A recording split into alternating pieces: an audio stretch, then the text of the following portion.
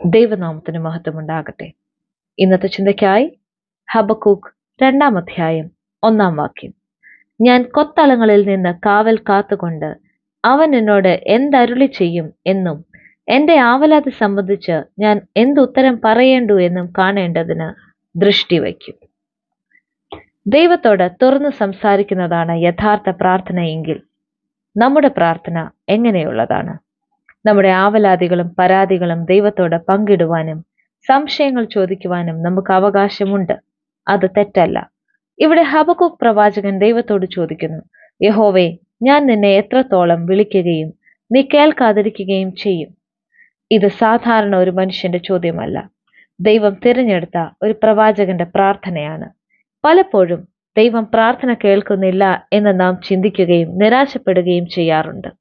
ചിലരൊക്കെ ചോദ്യങ്ങൾ ചോദിച്ച് പിന്മാറിപ്പോയവരുമുണ്ട്. മനുഷ്യരോട് പരാതിയും പരിഭവവും പറഞ്ഞ് മടുത്തു പോയവരാണ് നമ്മൾ. എന്നാൽ പ്രവാചകൻ ആവലാതി പറയുക മാത്രമല്ല, ഉത്തരത്തിനായി കാത്തിരുന്നു. പ്രവാചകൻ പറയുന്നത്, കാവൽപ്പുരമുറ്റത്ത് എന്റെ ആവലാതിയുടെ ഉത്തരം എന്താണെന്നറിയുവാൻ ഞാൻ കാത്തിരുന്നു എന്നാണ്. നമുക്ക് ഇല്ലാതെ പോകുന്നതും ഈ കാത്തിരിപ്പാണ്. നമ്മുടെ വേദനകളും സങ്കടങ്ങളും ഒക്കെ ശ്രദ്ധയോടെ കേൾക്കുന്ന നമ്മുടെ ക്രിസ്തുവല്ലാതെ വേറെ ആരാണ്?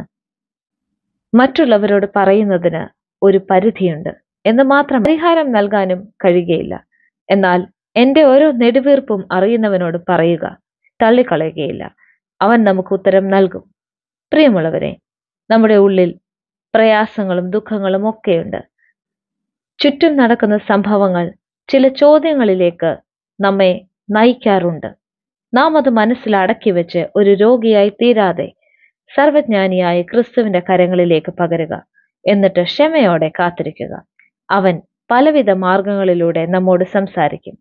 അതിനായി ദൈവത്തിന്റെ പരിശുദ്ധാത്മാവ് ഏവരെയും സഹായിക്കട്ടെ.